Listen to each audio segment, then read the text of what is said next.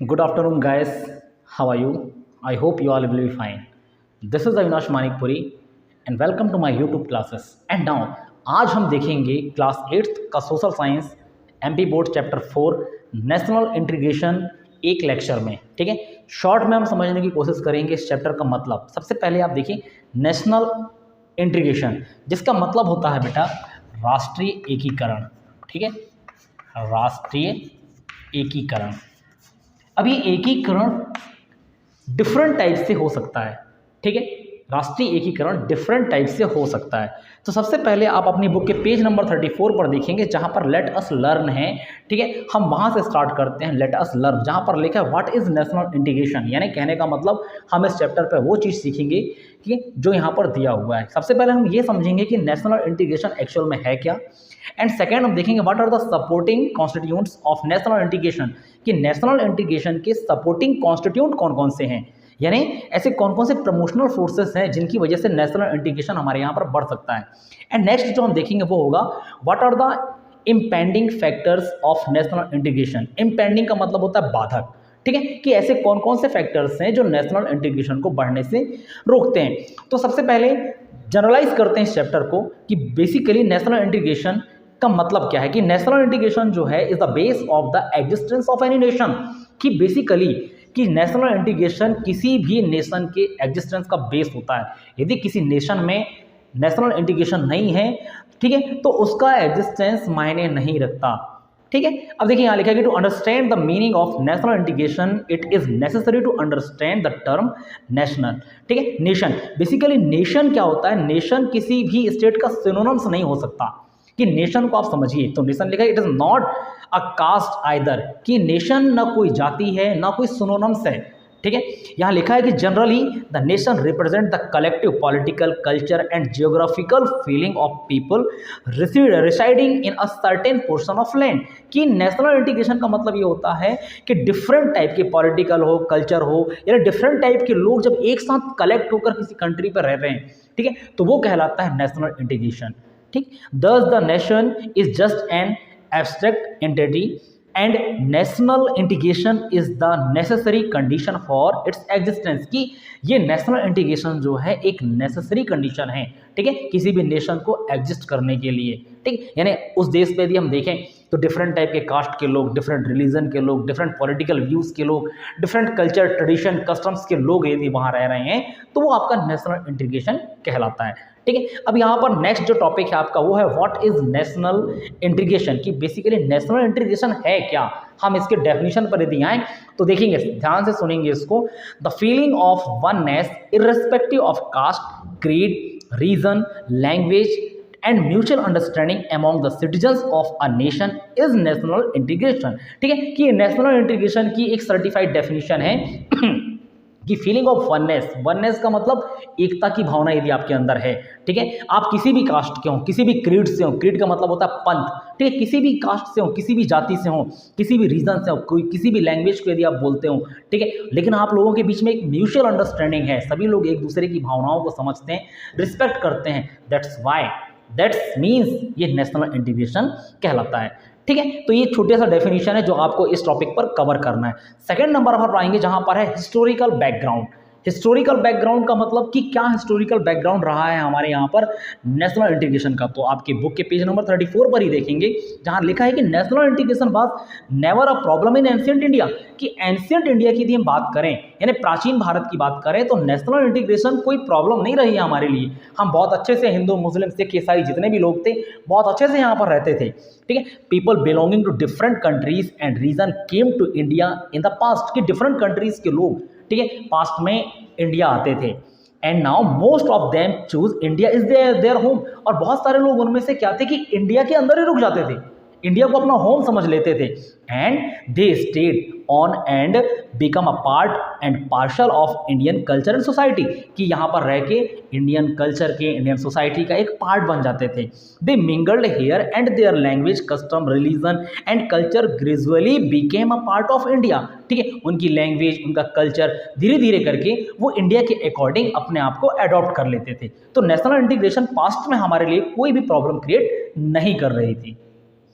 लेकिन यदि हम प्रेजेंट टाइम पर देखें तो there are different problems in national integration की, बहुत सारी प्रॉब्लम्स है हमारे यहाँ नेशनल इंटीग्रेशन पे, ठीक है। फिर यहाँ पर आप छोड़ दीजिए इसको, ठीक। हम आते हैं नेक्स्ट जो है the concept of national integration की, कॉन्सेप्ट क्या है नेशनल इंटीग्रेशन का, ठीक है। तो लिखा कि there are two types of national integration, one is that which is based on unity, common language, mode of living, rites and rituals की, दो प्रकार के यहाँ पर नेशनल इंटीग्रेशन को बताया है, ठीक है। पहला इन्होंने क्या बोला है कि one is that based on unity, यानी एकता पर बेस्ड है, कॉमन लैंग्वेज, लोगों की कॉमन लैंग्वेज पर बेस्ड है, मोड ऑफ लिविंग की, लोग किस तरीके से रह रहे हैं, ठीक है, अलग अलग कल्चर के होकर भी एक साथ रह रहे हैं, ठीक है। एंड रीतीस एंड रिचुअल्स की, सबके रीतीस सबके रिचुअल्स अलग अलग हैं, यानी पूजा पाठ का तरीका सबका अलग अलग है, उसके बावजूद भी लोग एक साथ बहुत अच्छे से रह रहे हैं, यही नेशनल इंटीग्रेशन है, ठीक है। अब यदि बात करें आगे, ठीक है, rituals, religion and common mode of worship की, लोगों का कॉमन मोड ऑफ वर्शिप होता है, ये भी एक नेशनल इंटीग्रेशन है।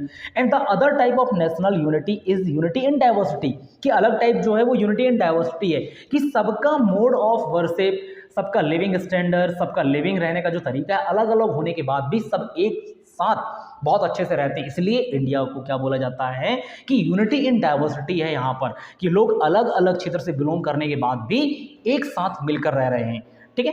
फिर यहाँ लिखा है that is the language, mode of living, riches, rituals, religions etcetera may be different but their outlook on national security is the same, कि नेशनल सिक्योरिटी की बात करें कि लोग अलग अलग अलग जाति, धर्म, कास्ट से हैं, लेकिन जब बात नेशनल सिक्योरिटी की आती है तो सबकी भावना एक होती है कि हम सब हिंदुस्तानी हैं, ठीक है, हिंदुस्तानी हैं और हिंदुस्तान के लिए हम कुछ भी कर सकते हैं, यही फीलिंग आपको नेशनल इंटीग्रेशन, आपके नेशनल इंटीग्रेशन को बताती है, ठीक है। फिर आगे जो है यहाँ पर लिखा हुआ है कि on national issues like national unity and integrity, sovereignty, the emotions and feeling remain the same, कि यदि हम नेशनल सिक्योरिटी की बात करें, अदर हैंड यदि हम देखें तो देश के लिए सबकी फीलिंग्स एक जैसे होती है, ठीक है, देश के लिए सब एक तरीके से सोचते हैं, सब ये सोचते हैं कि किस तरीके से देश का डेवलपमेंट हो। चलिए आगे जैसे आपकी बुक पर ही देखेंगे पेज नंबर 35 पर, जहाँ पर लिखा हुआ है श्रीनगर और Guwahati our country our soil, कहने का मतलब कि श्रीनगर हो या गुवाहाटी, हमारा देश हमारा माटी, ठीक है। श्रीनगर यानी टॉप से लेकर नीचे तक यदि आप चले जाएं तो श्रीनगर से लेकर गुवाहाटी तक भारत एक है। नाउ द नेक्स्ट है प्रमोशनल फोर्सेस। अब देखिए इसको ध्यान से समझने की कोशिश करिए, मैं वन बाय वन यहाँ पर दिखा रहा हूँ। प्रमोशनल फोर्सेस की ऐसे फोर्सेस जो नेशनल इंटीग्रेशन को प्रमोट करते हैं, बढ़ाते हैं, कौन कौन से हैं? सबसे पहला होता है फंडामेंटल राइट्स। अब देखिए फंडामेंटल राइट्स का मतलब आप समझ जाइए कि फंडामेंटल राइट्स क्या होते हैं, कि बेसिकली फंडामेंटल राइट्स हम उसको मौलिक अधिकार बोलते हैं, ठीक है। कि एज अ इंडियन यदि आप देखें, एक भारतीय होने के नाते जब आप यहाँ पर जन्म लेते हैं, ठीक है, तो आपको डिफरेंट टाइप के फंडामेंटल राइट्स दिए जाते हैं। There are 6 fundamental rights we have, कि हमारे पास 6 फंडामेंटल राइट्स हैं। लाइक इस फंडामेंटल राइट्स के बारे में आपने पहले भी पढ़ा होगा कि क्या क्या राइट्स होते हैं बेटा, कि राइट्स ऑफ इक्वलिटी, कि इक्वलिटी यानी सभी लोग इक्वल हैं, राइट्स ऑन फ्रीडम, सभी को बराबर की स्वतंत्रता है, right to choose their religion, कि सबको अपना अपना धर्म मानने की स्वतंत्रता है, ठीक है, right educational and cultural rights, की सबको बराबर शिक्षा का अधिकार है, सब अपना अपना कल्चर ट्रेडिशन मान सकते हैं, कॉन्स्टिट्यूशनल रेमेडीज़ का अधिकार है। यानी ये क्या कर रहे हैं, ये कुछ ऐसे फंडामेंटल राइट्स हैं जो आप लोगों को प्रोवाइड कराए जाते हैं ताकि आप अपने राइट्स का अच्छे से यूज़ कर सकें और नेशनल इंटीग्रेशन पर अपना पार्टिसिपेट कर सकें।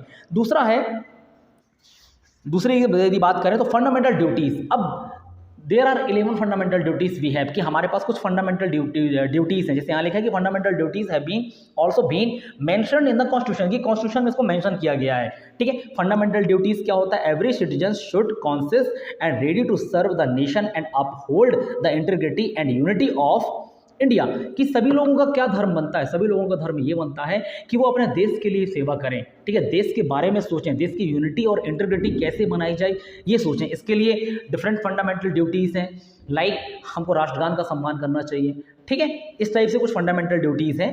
तो फंडामेंटल ड्यूटीज़ के बारे में इतना ही है। थर्ड नंबर पर है सेक्युलरिज्म। सेक्युलरिज्म का मतलब our constitution has declare India as a secular state, कि हमारा कॉन्स्टिट्यूशन ये बोलता है कि भारत एक सेक्युलर स्टेट है, यानी धर्मनिरपेक्ष राज्य है जहाँ पर सभी धर्मों के लोग एक साथ मिलकर रहते हैं। Followers of different religion have their own religious freedom.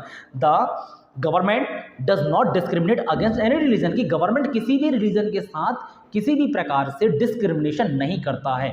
यही सेक्युलरिज्म है और इसी वजह से इंडिया को सेक्युलर कंट्री माना जाता है, ठीक है। Now the next promotional force में जो आता है वो है नेशनल सिंबल। कि नेशनल सिंबल, अब हमारे पास डिफरेंट टाइप के नेशनल सिंबल्स हैं। लाइक यहाँ पर सबसे पहला है नेशनल फ्लैग जो ट्राई कलर है, नेशनल एंथम जनगण मन है, नेशनल सॉन्ग वंदे मातरम है, नेशनल एम्बलम जो कि अशोक एम्बलम है। ठीक है, तो ये कुछ हमारे नेशनल सिंबल्स हैं। These are the symbol of our unity and identity, the work as committing force to maintain national integration. ठीक है, ये नेशनल सिंबल हैं, साथ में हमको ये बोलते हैं, साथ में हमको ये इनकरेज करते हैं, कमिट करते हैं कि हम हमेशा अपने नेशनल इंटीग्रेशन को बनाए रखें। यानी सभी लोगों के लिए जो नेशनल फ्लैग होगा वो ट्राई कलर का नेशनल फ्लैग होगा। सभी लोगों के लिए, यदि नेशनल सॉन्ग की यदि हम बात करें, नेशनल एंथम की बात करें तो वो जनगण मन है, नेशनल सॉन्ग की बात करें तो वो वंदे मातरम है।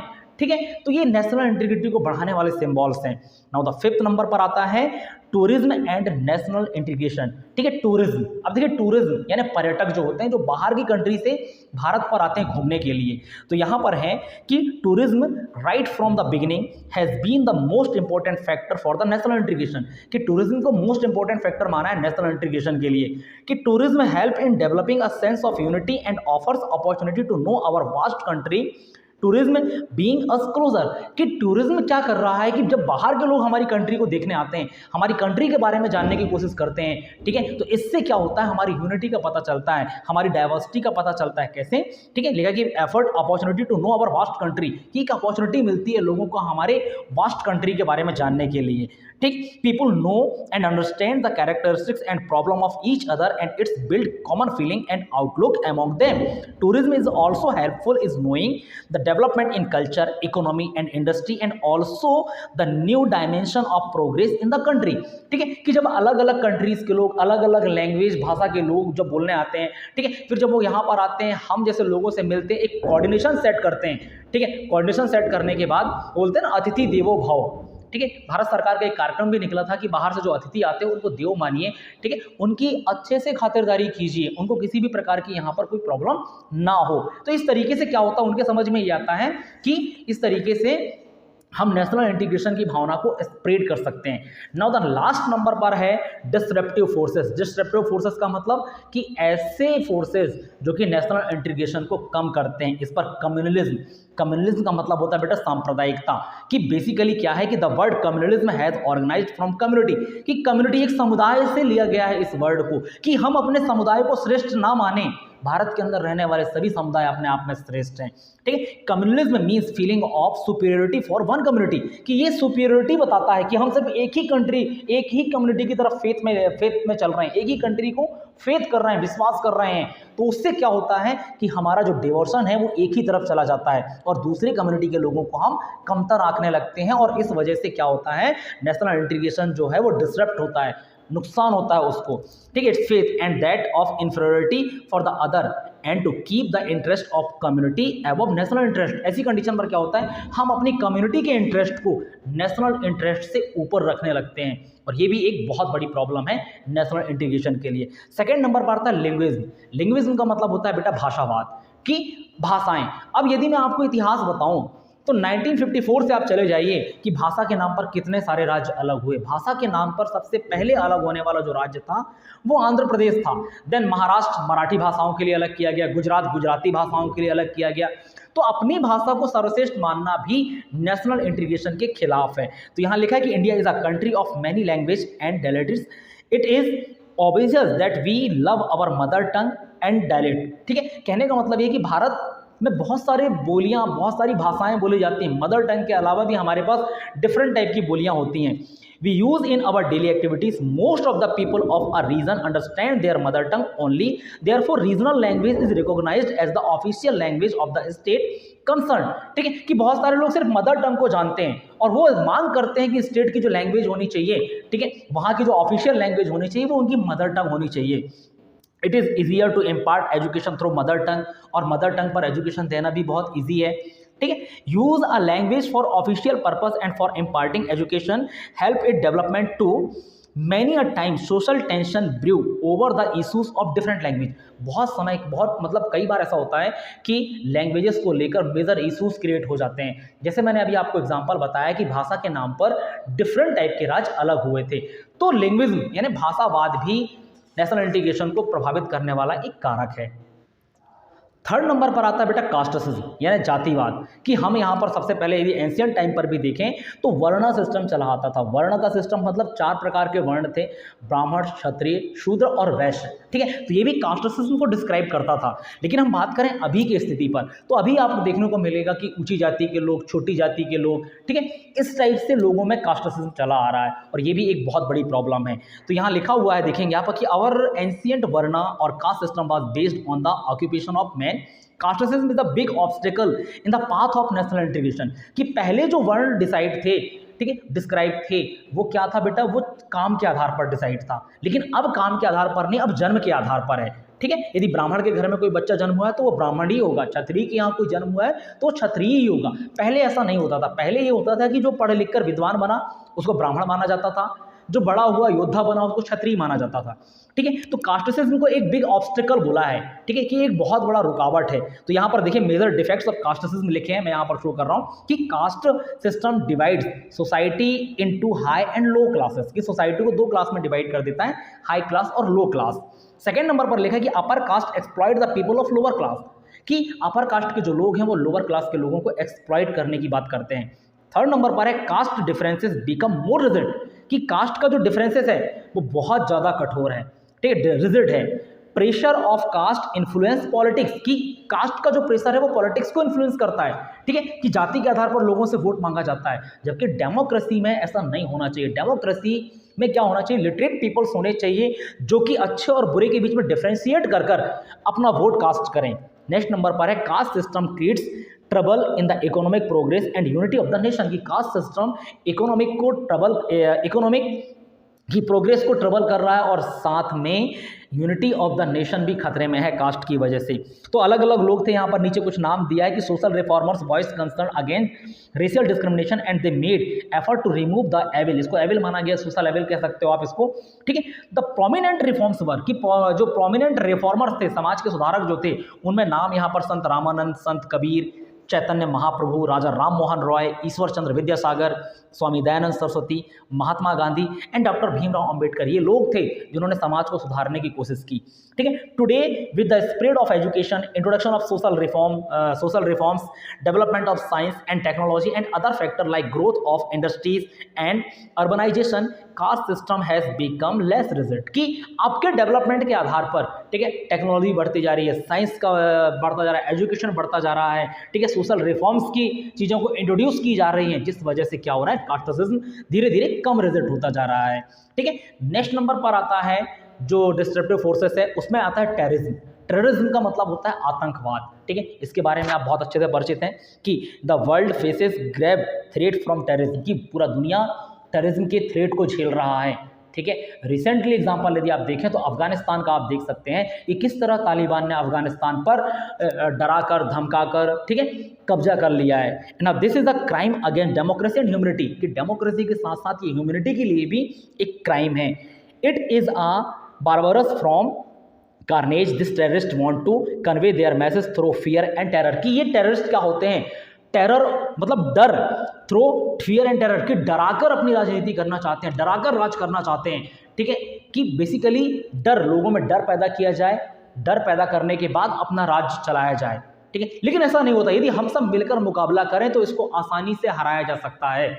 जनरली हर डराने वाला बंदा यदि राजा बन जाए तब तो फिर बहुत बड़ी प्रॉब्लम क्रिएट हो जाएगी। यहाँ पर पूरी दुनिया में सिर्फ तानाशाह रह जाएंगे, ठीक है, तानाशाह का मतलब, ठीक है, डिक्टेटर रह जाएंगे, फिर राजतंत्र लोकतंत्र की तो कोई बात ही नहीं करेगा, ठीक है। तो ये टेररिस्ट के बारे में है कि they religious fanatics indulge in killing innocent people, की बेसिकली इनोसेंट पीपल को किल करते हैं, डराते हैं, धमकाते हैं, ठीक है। अब हम आते हैं सेपरेटिज्म पर, जो कि लास्ट है। सेपरेटिज्म का मतलब अलगाववाद, ठीक है। ये कैसे होता है, the most disturbing state of regionalism give birth to separatism, ठीक है, कि बेसिकली जो डिस्टर्बिंग स्टेट होता है, जो रीजनलिज्म होते हैं, क्षेत्रवाद होते हैं, ठीक है, ये क्या करते हैं, सेपरेटिज्म को बर्थ करते हैं, सेपरेटिज्म को जन्म देते हैं, जो कि डिस्टर्बिंग स्टेट होते हैं रीजनलिज्म के नाम पर, क्षेत्रवाद के नाम पर। फॉर एग्जांपल हम बात करें, हम मराठी हैं या हम मध्य प्रदेश के लोग हैं, तो सिर्फ हम अपने स्टेट की बात सोचें, अपने स्टेट के डेवलपमेंट की बात सोचें, हम नेशनल डेवलपमेंट की बात को भूल जाते हैं यहाँ पर कि नहीं हमारा मध्य प्रदेश है, हम सिर्फ मध्य प्रदेश के डेवलपमेंट की बात सोचेंगे, तो ये कहला जाता है सेपरेटिज्म, जिसको हम बोलते हैं अलगाववाद। To demand an independent state out of the country is called separatism. कि अब हम एक स्टेट में रह रहे हैं, सोचिए जरा, हम मध्य प्रदेश में रह रहे हैं और हमने यदि बोला गवर्नमेंट की तरफ, हमने क्या किया, हमने एक आंदोलन क्रिएट कर दिया, एक मूवमेंट क्रिएट कर दिया, बोले कि नहीं हमको मध्य प्रदेश एक अलग राज्य, एक देश के रूप में चाहिए, हमको आप भारत से अलग करिए और हमको एक मध्य प्रदेश बनाना है, एक अलग देश बनाना है मध्य प्रदेश नाम का। तो ये कहलाता है सेपरेटिज्म, ठीक है। It is called separatism. People of various caste and language have live here, sometime feeling of being ignored inspire them to make demand for a separate state। कि कभी कभी क्या होता है, अलग अलग बोलने वाले, भाषा बोलने वाले लोग रहते हैं। रिसेंटली कुछ समय पहले महाराष्ट्र के अंदर एक बात उठी थी कि हम मराठी बोलने वाले लोग हैं, हमारी पॉपुलेशन काफ़ी ज़्यादा है, तो हमको भारत से अलग कर कर एक अलग देश बना दिया जाए, ठीक है। लेकिन ऐसा हो पाना मुमकिन नहीं है, पॉसिबल नहीं है, ठीक है। The border states are often mostly influenced by such feeling and resulted in strong feeling of separatism। कि बॉर्डर के जो स्टेट होते हैं, ठीक है, यानी भारत देश के बॉर्डर पर जो स्टेट बने हुए हैं, लाइक यदि हम बात करें भारत देश की, ठीक है, तो भारत देश की बात करें हम तो कुछ इस टाइप से हैं। तो यहाँ पर जो स्टेट होते हैं, यहाँ पर इन चीज़ों का खतरा ज़्यादा रहता है, क्योंकि यहाँ पर जो दूसरी कंट्रीज़ का इन्फ्लुएंस है वो बढ़ जाता है, ठीक है। तो सेपरेटिज्म भी, हम यदि छोटे से बात पर कहना चाहें तो सेपरेटिज्म भी एक तरीके से नेशनल इंटीग्रेशन के लिए खतरा है। तो मैंने एक चैप्टर एक शॉर्ट लेक्चर में पूरा कंप्लीट कर दिया है। आई होप आप लोगों को समझ में आ गया हो, ठीक है। थैंक यू सो मच, आज के लिए बस इतना ही, और thanks for watching this video. अच्छा लगे तो आप वीडियो को लाइक कीजिए, चैनल को सब्सक्राइब कर दीजिए। Thank you so much.